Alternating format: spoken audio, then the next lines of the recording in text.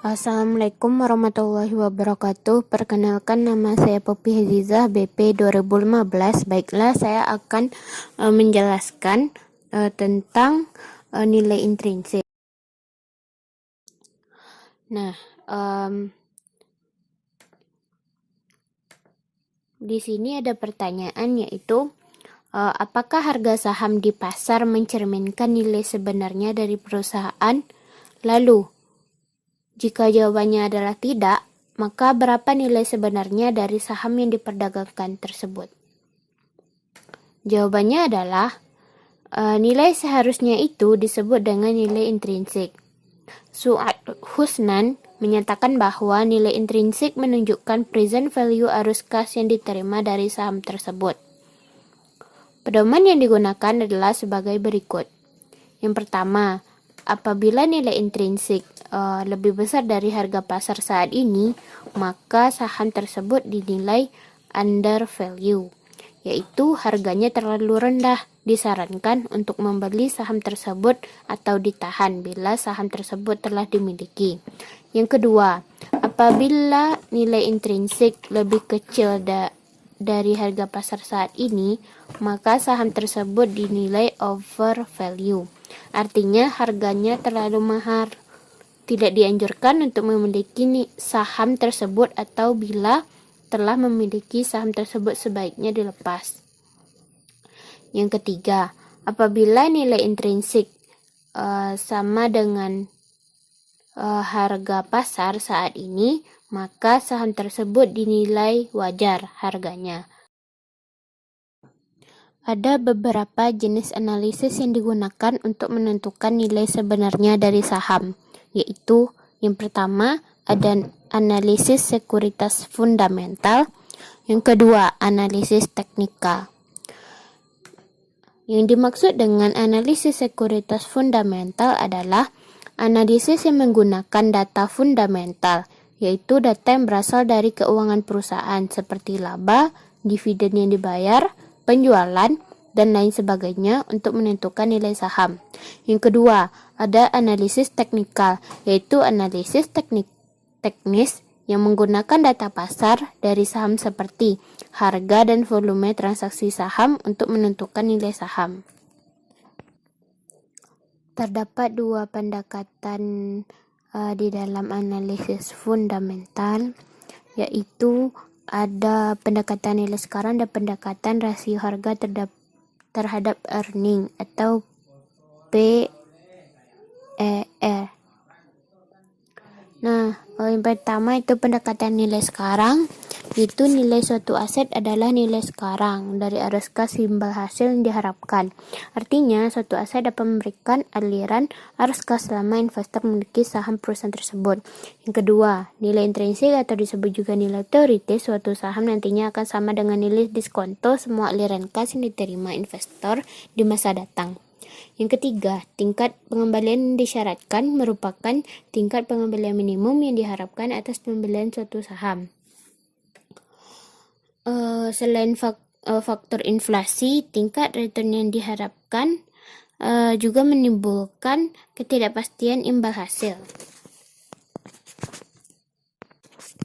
Nah, yang kedua yaitu adalah pendekatan PER.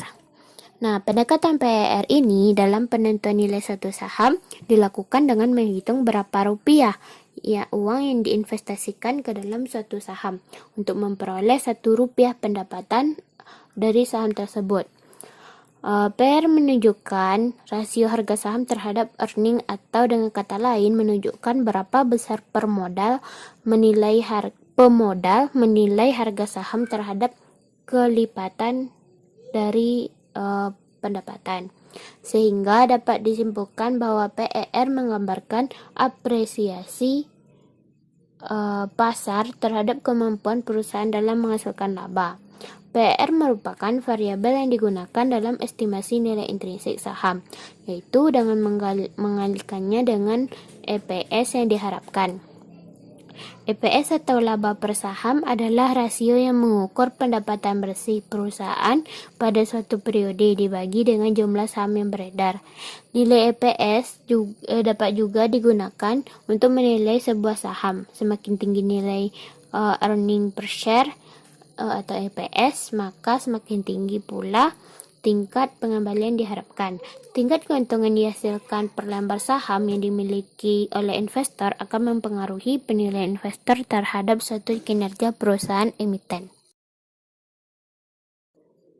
Nah, mari kita kembali lagi ke pendekatan nilai sekarang. Nah, di dalam pendekatan nilai sekarang ada beberapa model yang digunakan. Yang pertama itu ada model diskonto dividen, yaitu merupakan model untuk mengestimasi harga saham dengan mendiskontokan semua aliran dividen yang akan diterima di masa mendatang. Secara matematis, model ini bisa ditulis sebagai berikut. Selanjutnya itu ada model pertumbuhan nol, yang berasumsi bahwa dividen yang dibayarkan perusahaan tidak akan mengalami pertumbuhan, itu tetap dari waktu ke waktu. Rumusnya bisa dilihat di penjelasan ini, dan kita masuk ke contoh soal, yaitu misalkan saham A menawarkan dividen tetap sebesar Rp800. Tingkat pengembalian yang disyaratkan investor adalah 20%. Berdasarkan data tersebut, maka nilai intrinsik saham A tersebut adalah sebagai berikut. Nah, berarti nilai intrinsiknya bisa dicari dengan cara nilai dividen tetapnya yaitu Rp800 dibagi dengan tingkat pengembalian investor yaitu 20%. Jika didesimalkan menjadi 0,20 dibagi Rp800 bagi 0,20 hasilnya Rp4.000. Selanjutnya itu ada model pertumbuhan konstan. Model pertumbuhan konstan ini dipakai untuk menentukan nilai saham pembayaran dividennya, mengalami pertumbuhan secara konstan selama waktu tak terbatas. Persamaan model pertumbuhan konstan ini bisa dituliskan sebagai berikut.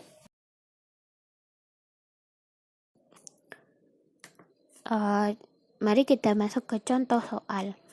Itu misalkan PT United Tractor membayarkan dividen sebesar Rp1.000 per tahun.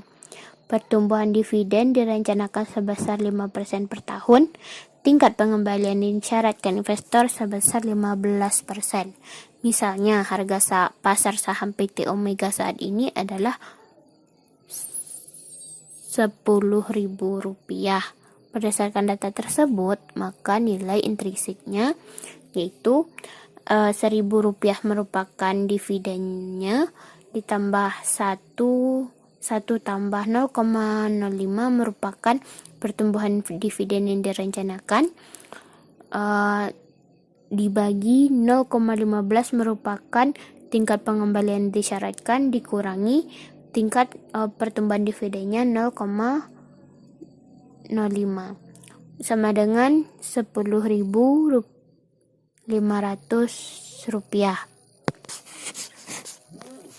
Selanjutnya yaitu model pertumbuhan tidak konstan atau ganda.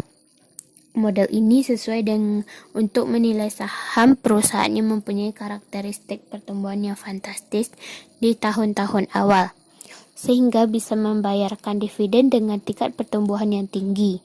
Setelah pertumbuhan dividen fantastis tersebut, perusahaan hanya membayarkan dividen pada tingkat yang lebih rendah, tapi konstan hingga waktu tak terbatas. Tahap-tahap perhitungan yang harus dilakukan untuk model ini adalah: pertama, membagi aliran dividen menjadi dua bagian. Bagian awal yang meliputi aliran dividen yang fantastis dan aliran dividen yang pertumbuhan konstan.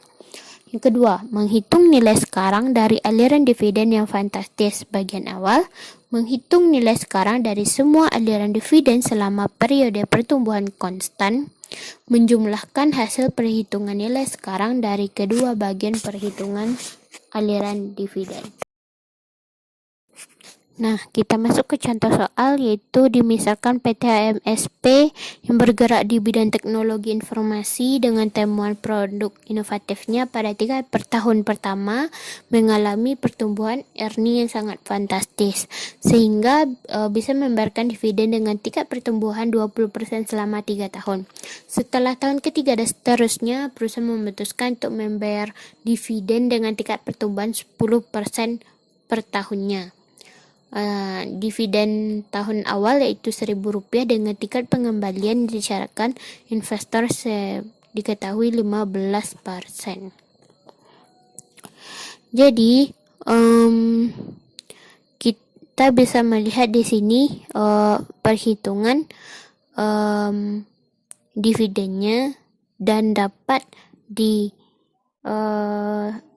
ketahui hasil akhirnya yaitu sebesar Rp38.016. Mari kita masuk ke pendekatan yang kedua, yaitu pendekatan price earning ratio. Dalam pendekatan PER atau yang disebut dengan juga pendekatan multiplier, investor menghitung berapa kali multiplier nilai earning yang tercermin dalam harga suatu saham. Rumus untuk menghitung PER yaitu harga saham per pendapatan per lembar saham. Rumus lainnya untuk menghitung PER suatu saham bisa diturunkan dari rumus yang dipakai dalam model diskonto dividen. Selanjutnya itu ada contoh soal. Misalnya harga saham DX saat ini adalah 10.000 per lembar dan tahun ini perusahaan memperoleh pendapatan sebesar 900 juta rupiah. Jumlah saham beredar saat ini adalah 900.000 lembar saham. Dari data tersebut kita bisa menghitung PER dengan cara sebagai berikut. Cara menghitung earning per lembarnya yaitu pendapatan perusahaan 900 juta rupiah dibagi jumlah saham yang beredar yaitu sebesar 900.000 lembar saham, berarti diperoleh pendapatannya per lembar saham itu Rp1.000. Untuk menghitung PER dengan menggunakan rumus yaitu 10.000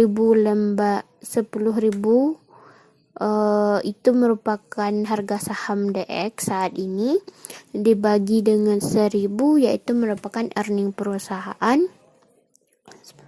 Jadi dapat diketahui hasilnya PER saham DX adalah 10 kali. Artinya untuk memperoleh Rp1 dari earning perusahaan DX, investor harus membayar Rp10.